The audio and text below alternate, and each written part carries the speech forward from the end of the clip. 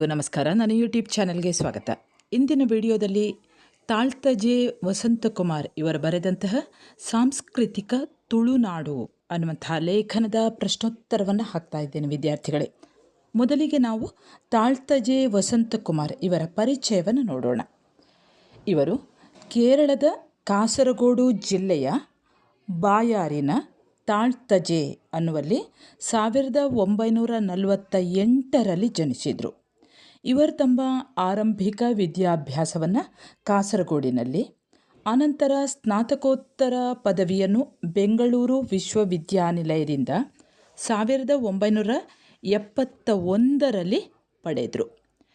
Doctor Srinivasa Havanur ಅವರ ಮಾರ್ಗದರ್ಶನದಲ್ಲಿ ಕರ್ನಾಟಕದಲ್ಲಿ ಬೌದ್ಧ ಸಂಸ್ಕೃತಿ ಎನ್ನುವಂತಹ ವಿಷಯದ ಮೇಲೆ ಸಂಶೋಧನೆಯನ್ನು ನಡೆಸಿ 1985ರಲ್ಲಿ PhD ಪದವಿಯನ್ನು ಪಡೆದರು.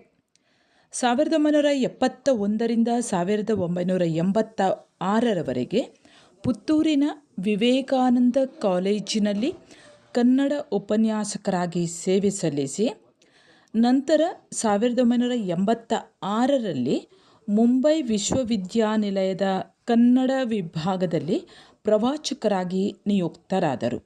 ಅನಂತರ ಪ್ರಾಧ್ಯಾಪಕರಾಗಿ ವಿಭಾಗ ಮುಖ್ಯಸ್ಥರಾಗಿ 2008ರಲ್ಲಿ ನಿವೃತ್ತಿಯನ್ನು ಹೊಂದಿದ್ದಾರೆ. ಹಾಗೆ ತಾಳ್ತಜೆ ವಸಂತಕುಮಾರ್ ಇವರು ಅನೇಕ ಕೃತಿಗಳನ್ನು ಬರೆದಿದ್ದಾರೆ. ಅವುಗಳಲ್ಲಿ ಮುಖ್ಯವಾದದ್ದು ಮರೀಚಿಕೆ, ಪಿಂಗಾರ, ಸಾಧನೆ, ಮುತ್ತಿನ ಸತ್ತಿಗೆ, ಹರಿಹರನ ರಗಳೆಗಳು, ಸಾರಸ, ಕರ್ನಾಟಕದಲ್ಲಿ ಬೌದ್ಧ ಸಂಸ್ಕೃತಿ, ಸಾಂಸ್ಕೃತಿಕ ಸಂಶೋಧನೆ, ಸಂಶೋಧನಾ ರಂಗ, ದಾಸ ಸಾಹಿತ್ಯ, ಶಬ್ದಾರ್ಥ ಮೀಮಾಂಸೆ, ವಿಕೃ ಗೋಕಾಕ, ರಂಶ್ರೀ ಮುಗಳಿ, ಶಿವರಾಮ್ ಕಾರಂತ, ಬೇರು ಬಿಳಲು, ಅರವಿಂದ ನಾಡಕರ್ಣಿ, ಜನಪರ ನಿಲುವು ಹಾಗೂ ಸೋಪಾನ ಈ ಮೊದಲಾದ ಕೃತಿಗಳನ್ನು ಅವರು ರಚಿಸಿದ್ದಾರೆ. ಪ್ರಶ್ನೆ ನೋಡಿ, ಭಾರತದಂತೆಯೇ ಕರ್ನಾಟಕ ಹಾಗೂ ತುಳುನಾಡುಗಳು ಬಹುಧರ್ಮಧೇನು ವಿವಾಹಕ್ಕೆ ಆಡಂಬಲವಾಗಿದೆ ಎಂಬ ಮಾತನ್ನು ಈ ಪ್ರಬಂಧದ ಹಿನ್ನೆಲೆಯಲ್ಲಿ ಸಮರ್ಥಿಸಿರಿ. ಎರಡನೇ ಪ್ರಶ್ನೆ, ತುಳುನಾಡಿನ ಧರ್ಮ ಸಮನ್ವಯತೆಯ ಸ್ವರೂಪ ಹಾಗೂ ಅದರ ಮಹತ್ವವನ್ನು ಕುರಿತು ವಿಚಾರ ಮಾಡಿ. ಮೂರನೇ ಪ್ರಶ್ನೆ, ತುಳುನಾಡಿನ ಆರಾಧನಾ ಪರಂಪರೆಯ ಶ್ರೀಮಂತಿಕೆಯನ್ನು ಪರಿಚಯಿಸಿ. ನಾಲ್ಕನೇ ಪ್ರಶ್ನೆ, ಸಾಂಸ್ಕೃತಿಕ ತುಳುನಾಡು ಲೇಖನದ ಸ್ವಾರಸ್ಯವನ್ನು ನಿರೂಪಿಸಿರಿ. ಐದನೇ ಪ್ರಶ್ನೆ, ತುಳುನಾಡಿನ ವೈವಿಧ್ಯಮಯ ಧಾರ್ಮಿಕ ಪ್ರಬಂಧವನ್ನು ಸಾಂಸ್ಕೃತಿಕ ಹಿನ್ನೆಲೆಯಲ್ಲಿ ಚರ್ಚಿಸಿರಿ. ಮುಂದಿನ ಪ್ರಶ್ನೆ, ಧಾರ್ಮಿಕ ಸಾಮರಸ್ಯ ತುಳುನಾಡಿನ ಸಂಸ್ಕೃತಿಯ ಒಂದು ಪ್ರಧಾನ ಅಂಶ. ಈ ಮಾತನ್ನು ವಿಶ್ಲೇಷಿಸಿರಿ. ವಿದ್ಯಾರ್ಥಿಗಳೇ, ಈ ಎಲ್ಲ ಪ್ರಶ್ನೆಗಳಿಗೆ ಮುಂದೆ ಹೇಳುವಂತಹ ಒಂದೇ ಉತ್ತರ. ಬೇರೆ ಬೇರೆ ರೀತಿಯಲ್ಲಿ ಇದಕ್ಕೆ ಸಂಬಂಧಿಸಿದ ಹಾಗೆ ಪ್ರಶ್ನೆಗಳನ್ನು ಕೇಳ್ಬೋದು, ಆದರೆ ಉತ್ತರವನ್ನು ಒಂದೇ ರೀತಿಯಲ್ಲಿ ಬರ್ಕೊಂಡ್ಬಿಡಿ.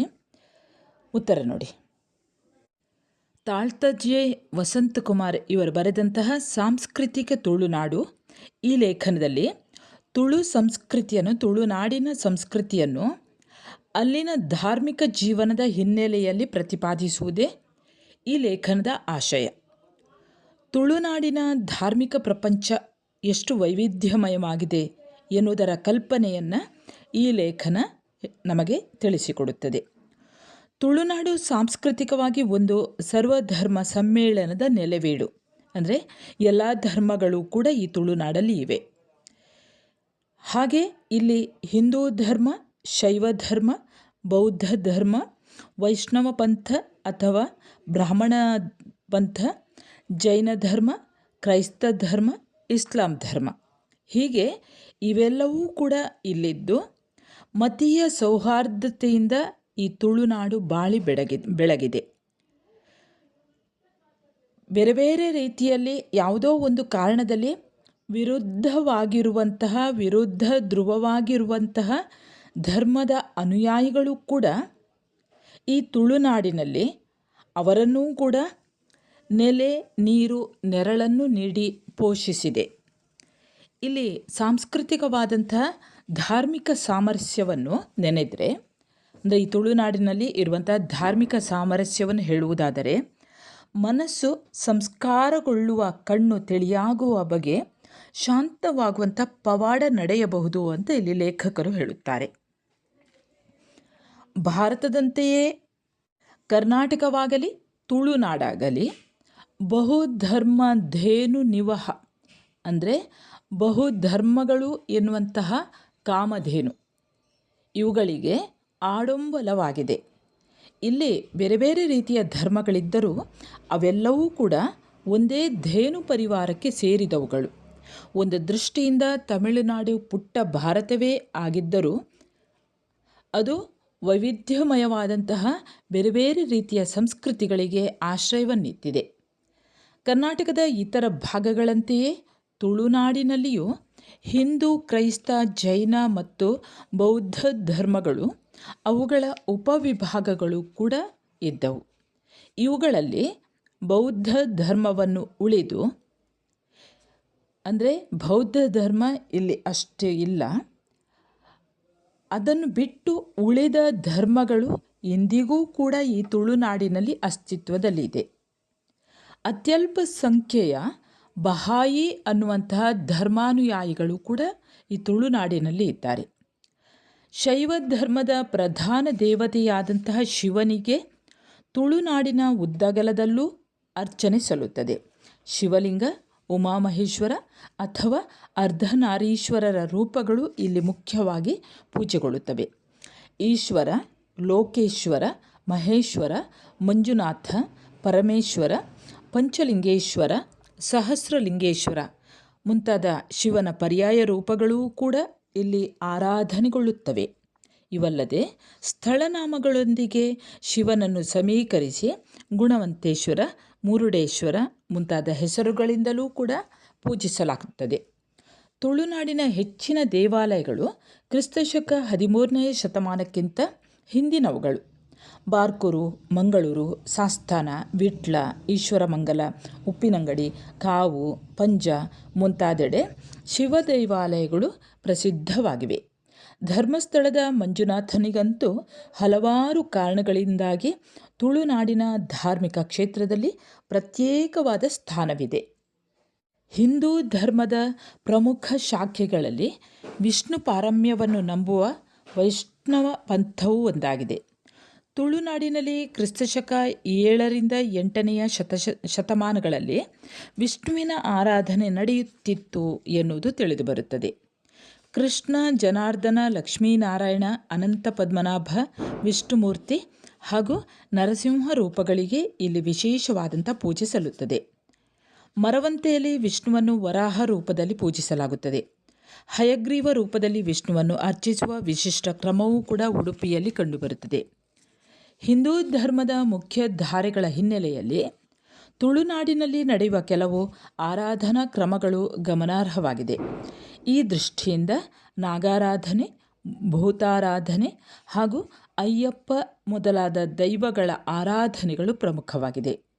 ಹರಿಹರ ಪುತ್ರ ಎಂಬ ಶಾಸ್ತಾವು ಕೂಡ ಪರಿವಾರ ದೇವತೆಗಳಲ್ಲಿ ಒಂದಾಗಿದೆ. ತುಳುನಾಡಿನಲ್ಲಿ ನಾಗ, ಸ್ಕಂದ ಮತ್ತು ಸುಬ್ರಹ್ಮಣ್ಯರನ್ನು ಏಕರೂಪವಾಗಿ ಭಾವಿಸಲಾಗುತ್ತದೆ. ಕೇಪು ಸುಬ್ರಹ್ಮಣ್ಯ ದೇವಸ್ಥಾನ, ಕುಮಾರಮಂಗಲ ದೇವಸ್ಥಾನ, ಕುಕ್ಕೆ ಸುಬ್ರಹ್ಮಣ್ಯ, ಬಳ್ಳಮಂಜ ಇಲ್ಲೆಲ್ಲ ಸ್ಕಂದ ಅಥವಾ ನಾಗನ ಆರಾಧನೆ ನಡೆಯುತ್ತದೆ. ಇನ್ನು ತ್ರಿಮೂರ್ತಿಗಳಲ್ಲಿ ಒಂದಾಗಿರುವಂತಹ ಇಲ್ಲಿ ಬಹಳ ವಿಲಕ್ಷಣವಾಗಿ ಭೂತಗಳೊಂದಿಗೆ ಸೇರಿದ್ದಾನೆ.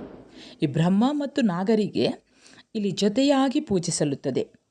ಬ್ರಹ್ಮನಿಗೆ ಪ್ರಾಧಾನ್ಯವಿರುವ ಅನೇಕ ಬ್ರಹ್ಮಸ್ಥಾನಗಳು ಕೂಡ ಈ ತುಳುನಾಡಿನಲ್ಲಿ ಇವೆ. ಒಂದು ಕಾಲಕ್ಕೆ ಸಮೃದ್ಧ ನೆಲೆಯನ್ನು ಕಂಡುಕೊಂಡಿದ್ದ ಬೌದ್ಧ ಧರ್ಮ ಬೇರೆ ಬೇರೆ ಕಾರಣಗಳಿಂದಾಗಿ ಇಲ್ಲಿ ನಾಮಾವಶೇಷವಾಯಿತು.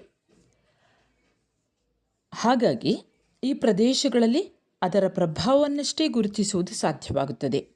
ಇನ್ನು ಚಾರಿತ್ರಿಕವಾಗಿ ಜೈನ ಧರ್ಮ ತುಳುನಾಡಿಗೆ ಪ್ರವೇಶಿಸಿದ ಕಾಲವನ್ನು ನಿಖರವಾಗಿ ಹೇಳಲು ಅನೇಕ ತೊಡಕುಗಳಿವೆ. ಆದರೂ ಕ್ರಿಸ್ತಶಕ 1ರಿಂದ 2ನೇ ಶತಮಾನಗಳಲ್ಲಿ ಇಲ್ಲಿ ಅದು ಪ್ರಚಲಿತವಾಗಿದ್ದಿರಬಹುದು ಎಂದು ಸಂಶೋಧಕರು ಊಹಿಸುತ್ತಾರೆ. ತುಳುನಾಡನ್ನು ಆಳಿದ ಗೇರುಸೊಪ್ಪೆಯ ಸಾಳುವರು, ಕಾರ್ಕಳದ ಭೈರರಸರು, ಮುಲ್ಕಿಯ ಸಾಮಂತರು, ವೇಣೂರಿನ ಅಜಿಲರು, ಬೈಲಂಗಡಿಯ ಮೂಲರು ಮೊದಲಾದವರು ಜೈನ ಧರ್ಮಾನುಯಾಯಿಗಳಾಗಿರುವುದರಿಂದ ಅದು ಇಲ್ಲಿ ಹೆಚ್ಚು ಪ್ರವರ್ಧಮಾನಕ್ಕೆ ಬಂದಿತು. ತಮಿಳುನಾಡಿನ ಜೈನ ಧರ್ಮೀಯರಲ್ಲಿ ತ್ರೈವರ್ಣ ಪದ್ಧತಿ ಇದೆ. ಹಾಗಾಗಿ ಬ್ರಾಹ್ಮಣ, ವೈಶ್ಯ, ಕ್ಷತ್ರಿಯರು ಎಂಬ 3 ವರ್ಣಗಳು, ಇಂದ್ರರು ಅಥವಾ ಪುರೋಹಿತರು, ಜೈನ ಶೆಟ್ಟರು ಮತ್ತು ಜೈನರು ಎಂಬ 3 ಜಾತಿಗಳು ಇಲ್ಲಿ ನಿರ್ಮಾಣಗೊಂಡಿವೆ. ಈ ವೈಲಕ್ಷಣ್ಯಗಳಿರುವುದರಿಂದಲೇ ಇಲ್ಲಿ ಧರ್ಮ ಮತ್ತು ಸಂಸ್ಕೃತಿಗಳನ್ನು ಪ್ರತ್ಯೇಕಿಸುವುದು ಕಷ್ಟವಾಗುತ್ತದೆ. ಏಕದೇವೋಪಾಸಕರಾದಂತಹ ಕ್ರೈಸ್ತ ಧರ್ಮದವರು ಈ ಪ್ರದೇಶಗಳಲ್ಲಿ ಸಾಕಷ್ಟು ಸಂಖ್ಯೆಯಲ್ಲಿದ್ದಾರೆ. ಕ್ಯಾಥೋಲಿಕ್, ಪ್ರೊಟೆಸ್ಟೆಂಟ್ ಮತ್ತು ಸಿರಿಯನ್ ಇಲ್ಲಿನ ಕ್ರಿಶ್ಚಿಯನ್ ಪ್ರಭೇದಗಳು ಇಲ್ಲಿ ಹೆಚ್ಚಾಗಿ ಕಂಡುಬರುತ್ತದೆ. ಮಂಗಳೂರಿನ ಸೈಂಟ್ ಅಲೋಷಿಯಸ್ ಚರ್ಚು ಮುಂತಾದ ಅನೇಕ ಕ್ರೈಸ್ತ ಆರಾಧನಾ ಕೇಂದ್ರಗಳು ಕೂಡ ಇಲ್ಲಿವೆ. ತುಳುನಾಡಿನಲ್ಲಿ ಇಸ್ಲಾಂ ಧರ್ಮವು ಕೂಡ ಪ್ರಚಲಿತದಲ್ಲಿದೆ. ಇಲ್ಲಿಯ ದರ್ಗಾ ಹಾಗೂ ಮಸೀದಿಗಳು ಪ್ರಾರ್ಥನಾ ಕೇಂದ್ರಗಳಾಗಿರುವುದರೊಂದಿಗೆ ವಿದ್ಯಾಪ್ರಸಾರ ಕಾರ್ಯಗಳಲ್ಲಿಯೂ ಕೂಡ ನಿರತವಾಗಿವೆ. ಇಲ್ಲಿಯ ದರ್ಗಾ ಹಾಗೂ ಮಸೀದಿಗಳು ಅನೇಕ ಧರ್ಮ ಸಮ್ಮೇಳನ, ಉರುಸ್ ಇತ್ಯಾದಿಗಳನ್ನು ಆಗಾಗ ನಡೆಸುವ ಮುಖಾಂತರ ಇಲ್ಲಿ ಧಾರ್ಮಿಕ ಜಿಜ್ಞಾಸೆಗಳು ನಡೆಯುತ್ತಿರುತ್ತವೆ. ಇಲ್ಲಿ ಉಳ್ಳಾಲದ ದರ್ಗಾ ಸಾಂಸ್ಕೃತಿಕವಾಗಿ ಮಹತ್ವದಾಗಿರುವುದರ ಜೊತೆಗೆ ಮತೀಯ ಸೌಹಾರ್ದದ ಸಂಕೇತ ಸ್ಥಾನವೂ ಕೂಡ ಆಗಿದೆ. ಈ ಒಂದು ಸ್ಥೂಲವಾದ ಸಮೀಕ್ಷೆ ತುಳುನಾಡಿನ ಧಾರ್ಮಿಕ ಪ್ರಪಂಚ ಎಷ್ಟು ವೈವಿಧ್ಯಮಯವಾಗಿದೆ ಎನ್ನುವುದರ ಕಲ್ಪನೆಯನ್ನು ಕೊಡುತ್ತದೆ. ಹಾಗೆ ಇಲ್ಲಿ ವಿರುದ್ಧ ಧ್ರುವವಾಗಿರುವಂತಹ ಧರ್ಮಾನುಯಾಯಿಗಳಿಗೂ ಈ ನೆಲೆ, ನೀರು, ನೆರಳುಗಳನ್ನು ಈ ತುಳುನಾಡು ನೀಡಿವೆ. ವಿಭಿನ್ನ ಧರ್ಮಾಚರಣೆಗಳು ಇಲ್ಲಿ ನಿರಾತಂಕವಾಗಿ ನಡೆದುಕೊಂಡು ಬರುತ್ತಿವೆ. ಧಾರ್ಮಿಕ ಪ್ರತ್ಯೇಕತೆ ಇಲ್ಲಿ ಸೌಹಾರ್ದವನ್ನು ಕಡೆಗಣಿಸಿಲ್ಲ. ತುಳುನಾಡಿಗೆ ಅದರದ್ದೇ ಆದ ಒಂದು ಆತ್ಮವಿದೆ. ಅದು ಇಲ್ಲಿಯ ಎಲ್ಲ ಧರ್ಮ ಸಂಸ್ಕೃತಿಗಳ ಎರಕವನ್ನು ಅಂದರೆ ಒಟ್ಟಿಗೆ ಇರುವುದನ್ನು ಬಯಸುತ್ತವೆ. ಇನ್ನು ವಿದ್ಯಾರ್ಥಿಗಳೇ, ಒಂದು ಸಂದರ್ಭವನ್ನು ಗಮನಿಸಿ. ಬಪ್ಪನಾಡಿನ ಐತಿಹ್ಯದೊಂದಿಗೆ ಬಪ್ಪ ಬ್ಯಾರಿಯ ಹೆಸರೂ ಸೇರಿಕೊಂಡಿದೆ. ಹಾಗೆ ನೀವು ಇಡೀ ಟೆಕ್ಸ್ಟ್ ಬುಕ್ಕಲ್ಲಿ ಆ ಪಾಠವನ್ನು ಕೂಡ ಕೇಳಿಕೊಳ್ಳಿ. ಮಧ್ಯದಲ್ಲಿ ಎಲ್ಲಿಯಾದರೂ ಸಂದರ್ಭವನ್ನು ಕೇಳಬಹುದು. ಈ ಬಪ್ಪನಾಡಿನ ಐತಿಹ್ಯದೊಂದಿಗೆ ಬಪ್ಪ ಬ್ಯಾರಿಯ ಹೆಸರೂ ಕೂಡ ಸೇರಿಕೊಂಡಿವೆ. ಈ ಮೇಲಿನ ಸಾಲನ್ನು ತಾಳ್ತಜೆ ವಸಂತಕುಮಾರ್ ಇವರು ಬರೆದಂತಹ ಸಾಂಸ್ಕೃತಿಕ ತುಳುನಾಡು ಅನ್ನುವಂತಹ ಲೇಖನದಿಂದ ಆಯ್ದುಕೊಳ್ಳಲಾಗಿದೆ.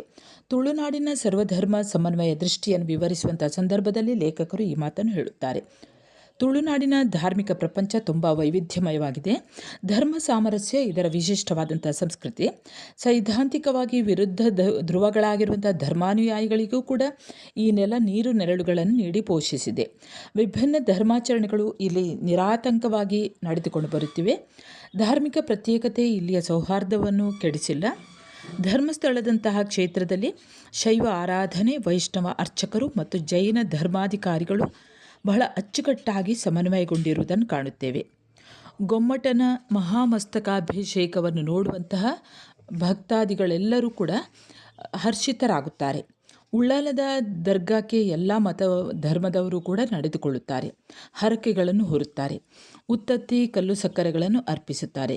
ಭೂತಾರಾಧನೆಯಲ್ಲಿ ಆಲಿಭೂತಕ್ಕೂ ಸ್ಥಾನವಿದೆ. ಆಲಿಭೂತ ಅಂದರೆ ಮುಸ್ಲಿಂ ಧರ್ಮಕ್ಕೆ ಸಂಬಂಧಿಸಿರುವಂಥದ್ದು.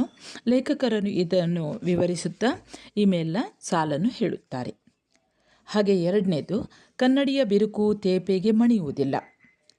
ಉತ್ತರ ನೋಡಿ. ಈ ಮೇಲಿನ ಸಾಲನ್ನು ತಾಳ್ತಜೆ ವಸಂತಕುಮಾರ್ ಇವರು ಬರೆದಂತಹ ಸಾಂಸ್ಕೃತಿಕ ತುಳುನಾಡು ಅನ್ನುವಂತಹ ಲೇಖನದಿಂದ ಆಯ್ದುಕೊಳ್ಳಲಾಗಿದೆ.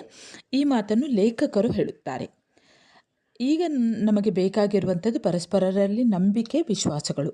ಅವುಗಳನ್ನು ಕಳೆದುಕೊಂಡು ಯಾವ ಧರ್ಮವನ್ನು ಪಾಲಿಸಿದರೂ, ಯಾವ ದೇವರನ್ನು ಪೂಜಿಸಿದರೂ ಕೂಡ ಅದು ನಿಷ್ಫಲವೇ ಆಗುತ್ತದೆ. ತಮಿಳುನಾಡಿಗೆ ಒಂದು ಆತ್ಮವಿದೆ. ಅದು ಇಲ್ಲಿ ಎಲ್ಲ ಧರ್ಮ ಸಂಸ್ಕೃತಿಗಳ ಎರಕವನ್ನು ಬಯಸುತ್ತವೆ.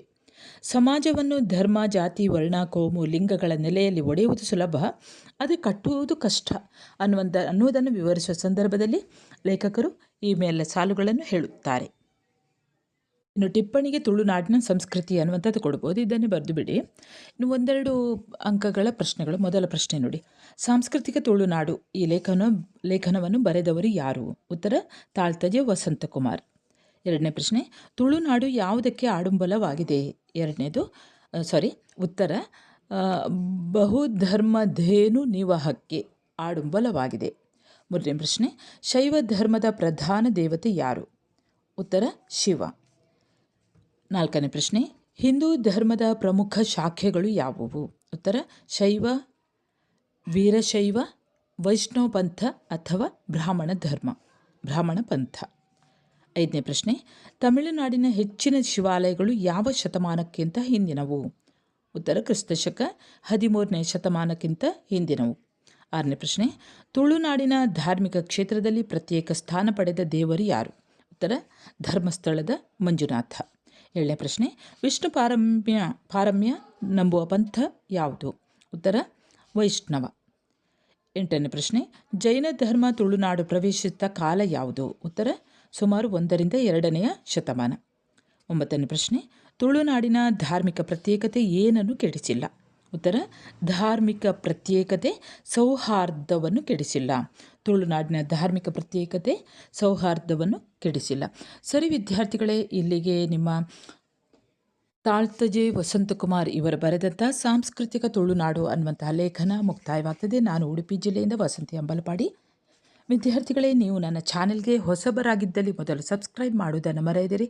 ಯಾಕೆಂದರೆ ನಿಮ್ಮ ಕನ್ನಡ ಪಠ್ಯಪುಸ್ತಕಕ್ಕೆ ಸಂಬಂಧಿಸಿದ ಹಾಗೆ ಅನೇಕ ವಿಡಿಯೋಗಳನ್ನು ಈಗಾಗಲೇ ಅಪ್ಲೋಡ್ ಮಾಡಿದ್ದೇನೆ. ಒಂದು ಲೈಕ್ ಕೊಡಿ, ಒಂದು ಕಮೆಂಟ್ ಮಾಡಿ, ಹಾಗೆ ನಿಮ್ಮ ಸ್ನೇಹಿತರಿಗೂ ಕೂಡ ಶೇರ್ ಮಾಡಿ. ಸರಿ ವಿದ್ಯಾರ್ಥಿಗಳೇ, ಮುಂದೆ ಇನ್ನೊಂದು ಹೊಸ ಪಾಠದೊಂದಿಗೆ ಮತ್ತೆ ಬರುತ್ತೇನೆ. ಅಲ್ಲಿಯವರೆಗೆ ನಮಸ್ಕಾರ.